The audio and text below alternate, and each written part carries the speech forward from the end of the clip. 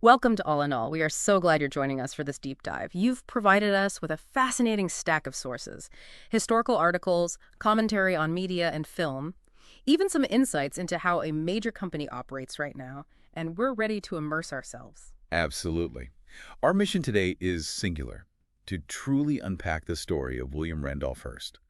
We're going to explore his remarkable journey, starting from his family's roots, right through to the creation of an absolutely unprecedented media empire. Then we'll examine his profound impact, trace how his company has evolved through the decades, and perhaps most surprisingly, see just how relevant his methods and legacy remain today, even in this rapidly changing age of artificial intelligence. That's right. Think of this as navigating a complex historical landscape to find the essential insights. Get ready for a deep dive that takes us to the very birth of sensational, high-circulation journalism, delves into his significant, though sometimes frustrated, political ambitions. Right. Visits a legendary, sprawling castle built on a hill, touches on a famous film that he tried everything to suppress, Oh, yeah. and then catapults us into the present day to see how the company he founded is grappling with the future of media. It's a lot to cover, but we're here to guide you through it and pull out the most important takeaways for you. Okay, let's begin, as any good story does, at the beginning. William Randolph Hearst didn't exactly come from humble origins. His father was George Hearst, a figure of the Gilded Age in his own right, a highly successful mining entrepreneur who struck it rich multiple times and later served as a U.S. senator. Quite the background. So a foundation of immense wealth and political connections was already in place. That makes sense. And George Hearst had already taken a step into the newspaper world back in 1880 when he purchased the San Francisco Daily Examiner. He did. It seems like he saw value there, perhaps more as an investment or maybe a platform than a passion project initially. Precisely. It was a stepping stone. And in 1887, that stepping stone became the launch pad for his son. George turned control of the Examiner over to William Randolph Hearst. Okay. This handover is the critical juncture, the moment William officially entered the newspaper business and, importantly, formally founded what would become the Hearst Corporation that very same year. So he starts with one paper, inherited, but clearly he had a grander vision from the outset. His initial focus was laser sharp, build readership. He was determined to make the Examiner and later his other papers reach as many people as possible. And he was incredibly effective at it. He didn't just maintain the existing readership, he aggressively grew it. From that initial base of perhaps 15,000 for the Examiner. Which was respectable then. Right, respectable but not huge. But he would eventually see circulation across all his papers soar to over 20 million copies daily over his career. 20 million daily. 20 million daily. Yeah. That kind of scale was simply unprecedented. 20 million daily circulation. In an era without broadcast media as we know it, or the internet, that gave him an absolutely staggering reach into the lives of Americans. Right. What was driving that growth? What was his strategy beyond just, wanting more readers? Well, it wasn't just about numbers. It was about who he was reaching and how. His strategic move in 1895 illuminates this perfectly. He left the relatively comfortable West Coast market and plunged headfirst into the most competitive media battleground in the country, New York City. Ah, okay. He bought the struggling New York Morning Journal. New York in the 1890s was a melting pot, a city teeming with working-class families, many of them recent immigrants. And the newspaper market was dominated by giants, especially Joseph Pulitzer and his powerhouse paper, The New York World. Buying the journal seems like a direct challenge to Pulitzer. It absolutely was a head-on collision. Hearst and Pulitzer immediately locked into a fierce, no-holds-barred battle for that working-class, often immigrant audience in New York City. This wasn't just about selling papers. It was about capturing the attention and loyalty of a massive, growing segment of the population. And Hearst came in swinging with tactics that were considered, unconventional, to say the least. Revolutionary, perhaps, but certainly disruptive and controversial. He immediately slashed the price of the journal from the standard 2 or 3 cents down to just 1 cent. 1 penny. Just a penny. This made his paper incredibly accessible, removing a significant barrier for many potential readers. And then he systematically raided Pulitzer's staff, offering exorbitant salaries to lure away the world's best writers and cartoonists. Arthur Brisbane, a star writer for Pulitzer, was one of his key targets. He just bought the talent. So undercut the price and steal the talent. That's an aggressive strategy. And this period, this intense rivalry, really gave birth to a new style of journalism.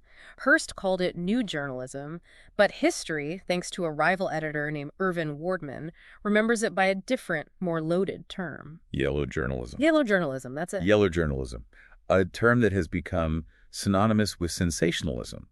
The sources are very clear on its characteristics, and understanding them is key to understanding Hearst's rise and the media landscape he shaped. It wasn't subtle, not at all. Far from it. It involved using accounts that were often crude, highly theatrical, and frankly, frequently inaccurate. The primary goal wasn't necessarily informing, but engaging, exciting, and often shocking the reader. Right. The news was sensationalized, designed specifically to grab attention and provoke an emotional reaction from a wide audience. This meant prioritizing drama and human interest, often at the expense of careful reporting. Get the story out fast, make it splashy. And you saw this most prominently in the headlines. They were crafted to be eye-catching, attention-grabbing, almost irresistible. They promised scandal, drama, or catastrophe, pulling the reader in with immense urgency. Big, bold type. Exactly. And because the focus was on sensation and speed in the circulation war, there was often very little legitimate, well-researched news presented. It was heavy on exaggeration, speculation, and outright scandal-mongering. Yeah. The sources note explicitly that during the height of this war with Pulitzer, truth and principle in journalism were often disregarded entirely in the pursuit of selling more papers. It was all about winning. You can really feel the difference when you look at the examples from the sources. They mentioned that infamous headline about the fire in Monterey. It wasn't a dry account. It was a performance on the cage. Hungry, frantic flames. Oh, I remember that one. They leap madly upon the splendid pleasure palace by the Bay of Monterey, leaping higher, higher, higher with desperate desire, running madly riotous through cornice, archway, and facade, rushing in upon the trembling guests with savage fury. That's not reporting. That's prose designed to ignite the imagination and instill terror. It's melodrama as news, pure theater. And this kind of sensationalism, delivered daily to millions, had a very real and potent impact on public opinion and, consequently, on politics. Let's talk about that impact, particularly during the period around the turn of the century, which is considered the peak of yellow journalism's influence. Right. The most cited example, the one that journalism history can't ignore, is the role of the yellow press in the lead-up to the Spanish-American War. Both Hearst's Journal and Pulitzer's World engaged in relentless, often hyperbolic coverage of Cuba's struggle for independence from Spain. They seized upon the narrative of Spanish oppression and Cuban suffering. The sources describe how the yellow press detailed horrific conditions, particularly focusing on Spanish General Valeriano Weyler, whom they dubbed the Butcher. The Butcher, yeah. And his policy of reconcentration, herding rural populations into camps where disease and starvation were rampant, they really hammered that home. This coverage, filled with vivid but often exaggerated or fabricated accounts of atrocities, fueled immense public outrage and sympathy for the Cuban cause. It created a powerful groundswell of public pressure on the U.S. government to intervene, even as official policy initially aimed to avoid conflict. People were reading this stuff daily. And when the U.S. finally did declare war on Spain after the sinking of the USS Maine, an event the yellow press immediately blamed on Spain with minimal evidence, Hearst didn't hesitate to claim credit. He absolutely did. He famously ran the headline, "How do you like the Journal's war?" positioning himself and his newspaper as the instigators of the conflict. Pretty bold. It's a dramatic claim, and it highlights the perceived power of the yellow press at the time. Now, it's crucial, as the sources emphasize and history reflects, to add nuance here. While the yellow press certainly inflamed sentiment, particularly among their massive working-class audience in New York City, it wasn't the sole cause of the war. Right. The sources mention that national politicians like President McKinley, for example, didn't rely on these papers for their information. Their influence was largely confined to that specific, massive New York market, the people actually buying those penny papers. Exactly. However, journalism historians widely acknowledge that the yellow press did contribute significantly to creating a powerful public mood that made war politically feasible and perhaps even inevitable. They didn't start the war on their own, but they poured fuel on a fire that was already smoldering, especially in the place where public demonstrations and political pressure could be most visible. New York was the center of a lot of that energy. A very potent influence, even if indirect on the highest level sometimes. Their impact was undeniable in shaping that particular public opinion. Beyond the war, Hearst also used his papers during the Progressive era for a different kind of populist advocacy. That's right. This is where you see him taking on powerful interests. His papers ran campaigns against trusts, exposed governmental corruption, and advocated for significant social reforms like better working conditions, safety regulations, and the 8-hour workday. So a different kind of fight, but still positioning himself against the establishment. Precisely. This earned him a reputation, particularly among his working-class readers, as a champion of the common person, someone fighting against the wealthy and powerful elite. It was a shrewd move that solidified his connection with his core audience and contributed significantly to the journal's continued circulation growth. They saw him as their voice. And this populist platform also directly fueled his own political ambitions, which the sources note were quite significant. He didn't just publish newspapers about politics, he wanted to participate directly. He really did. He served 2 terms in the U.S. House of Representatives, starting in 1903. He even made bids for mayor of New York City and governor of New York, though these attempts were unsuccessful. So you see this pattern emerge. Using media power to build popularity and a political platform, then attempting to translate that directly into elected office. It shows how intertwined his media empire and his personal ambitions were. One definitely fed the other. And the empire itself didn't stand still. The evolution of the Hearst conglomerate in terms of diversification and scale is really astonishing. He started with newspapers, but quickly saw the potential in other forms of media. Oh yeah. By the 1920s, Hearst was arguably at the peak of his power and reach. He owned 31 newspapers across the country, strategically located in major cities. Think about the reach. The sources state that, incredibly, 1 in every 4 Americans was reading a Hearst newspaper. 1 in 4. That's just hard to wrap your head around today. It really is. In today's fragmented media landscape, that kind of singular reach is almost unimaginable. It truly highlights the power he wielded. The sources accurately describe his conglomerate as the biggest media empire in the world during the 1920s and 1930s. Wow. And his genius, perhaps, lay in his willingness to expand beyond his initial base. He began diversifying into magazines surprisingly early, starting with Motor in 1903, but quickly acquiring or launching titles that remain cultural icons today. Like Cosmopolitan, Harper's Bazaar, Good Housekeeping, Town and Country, Esquire. The list is long and impressive according to the sources. He understood that printed media wasn't just about news, it was about lifestyle, fashion, and specialized interests. There was money there, and influence. Definitely. He also moved into film in 1913, initially with newsreels, but later establishing Cosmopolitan Productions to make feature films. Though, interestingly, the sources note this movie venture proved to be a significant financial drain for him over the years. Really, huh? Yeah. It seems even for a media mogul, Hollywood was a tough nut to crack profitably in those early days. Maybe a passion project that cost him. A costly hobby, perhaps. He also strategically acquired radio stations to complement his newspaper network, recognizing the emergence of a new broadcast medium. That makes sense. Right. And he built powerful syndication services, creating King Features Syndicate in 1910 to distribute comics and features to other newspapers, and the International News Service for newswire distribution.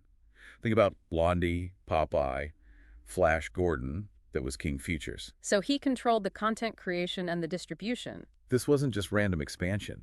It was building an interconnected media ecosystem. He controlled the news, the features, the entertainment, and the distribution channels. And this strategy of diversification continued long after his death. Right. The company today is huge. Hugely diversified. Today, the Hearst Communications portfolio extends far beyond consumer media, encompassing significant business information companies like Fitch Group, a major financial ratings agency, and First Data Bank, a leading provider of drug information databases for healthcare professionals. Fitch, really? Wow. Yep. And they also hold major stakes in prominent entertainment networks like A&E Networks and the sports giant ESPN Inc.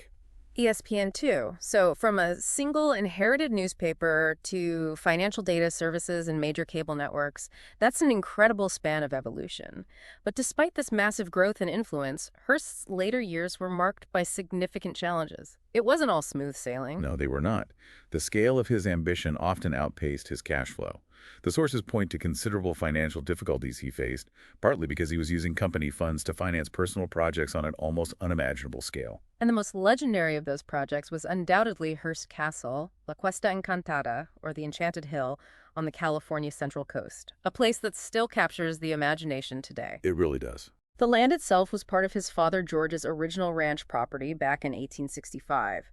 William inherited it, bought surrounding parcels, and eventually owned a staggering 250,000 acres. 250,000 acres. Yeah. And on a prominent hill overlooking the Pacific, he began to build his personal palace in conjunction with the renowned architect Julia Morgan. Julia Morgan, right. It was a construction project that spanned decades and was never truly finished in his lifetime.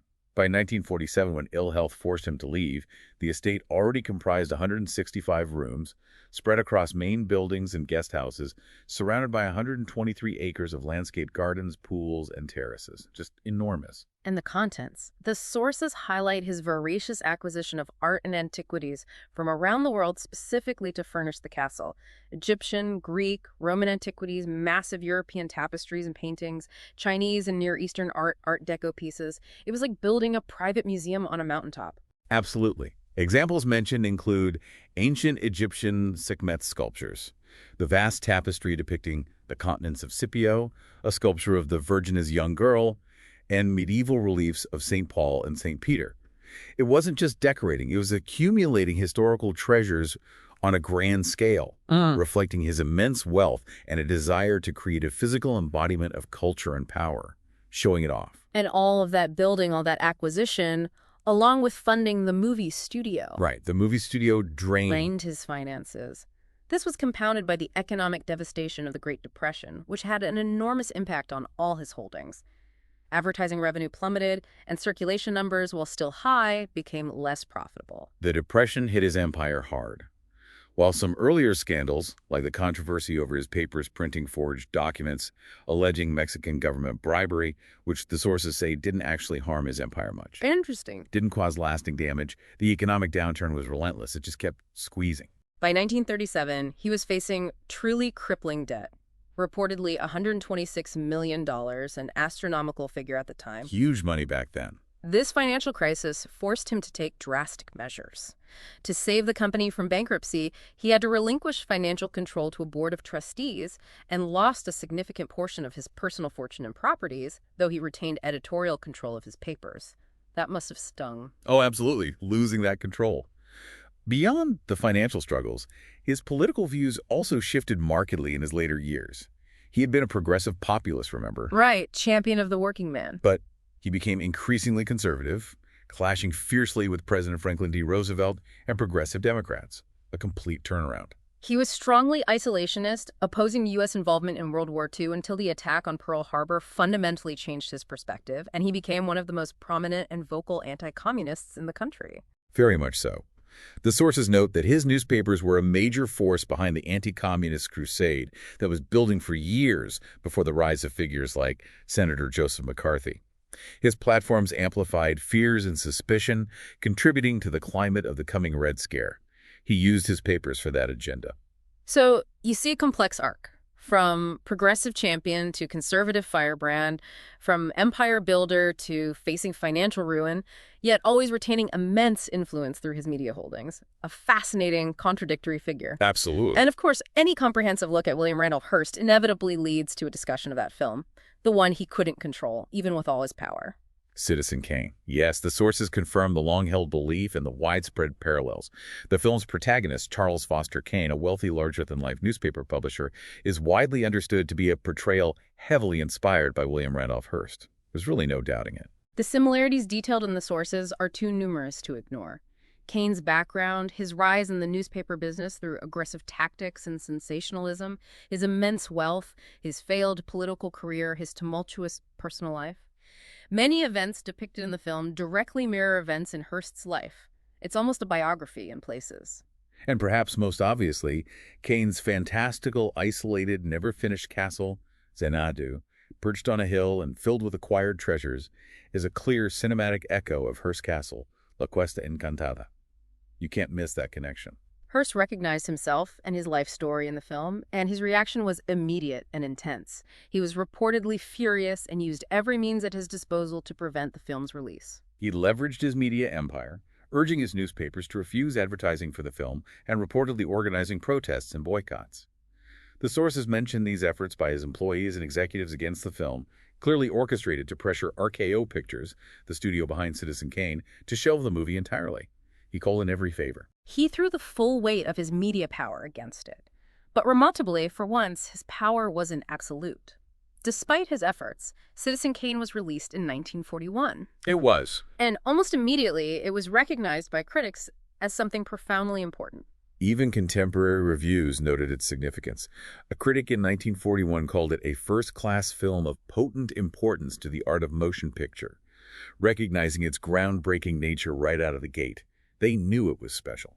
And the sources detail why it was so revolutionary for its time. It wasn't just the story, it was the technique. It pioneered new uses of montage, using rapid cuts and sequences to condense time or convey complex ideas visually. Right, the breakfast table sequence. Exactly. The photography was stunningly high quality. It utilized innovative special effects and camera work. Most notably, perhaps, was the revolutionary use of deep focus cinematography. This technique allowed both the foreground, the middle ground, and the background of a scene to be in sharp focus simultaneously. Think about it. Before this, filmmakers usually had to choose what was sharp, blurring the rest. Yeah, it changes how you watch the scene. Deep focus allowed them to compose complex scenes where everything was visible and relevant, changing the possibilities for visual storytelling. It was a game changer. And the makeup and prosthetics were astonishing for the era.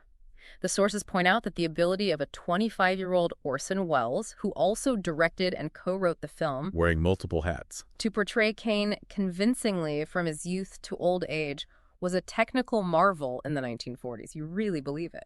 The narrative structure was also incredibly innovative. Telling Kane's life story through a series of fragmented flashbacks and interviews with different characters, each offering their own perspective, was described even then as piecing together a jigsaw puzzle. That comparison to a jigsaw puzzle is fascinating when you consider that in the film, Kane's second wife, Susan Alexander Kane, spends much of her time in Xanadu doing, well, jigsaw puzzles. Right. It feels like a direct comment on the audience's own experience of trying to understand this complex man. Or, as some interpretations from the sources suggest, it speaks to the idea that a single person can be seen in radically different ways by different people in their lives, creating multiple, sometimes contradictory versions of who that person was. Like we never truly know someone completely. And the character of Kane himself invites varied interpretations. Some see him as purely a narcissist, driven by a relentless need for control and power, ultimately ending up isolated and alone. Yeah, that's one common take. Others view him more tragically as someone constantly trying to buy affection or make the people around him happy, and inevitably failing because he doesn't understand what they truly need, which makes him, in a strange way, identifiable and true to life.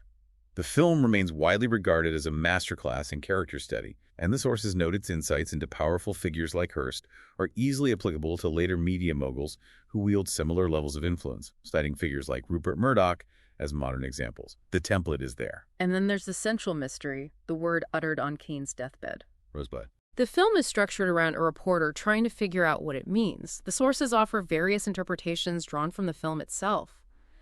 It could symbolize lost childhood, the innocence he was taken from when he was sent away, the love of a real parent, or perhaps a time in his life before the immense wealth and public expectation burdened him, representing the only time he was truly happy. It's left ambiguous, inviting the viewer to ponder what that lost piece of his past truly represents about his life.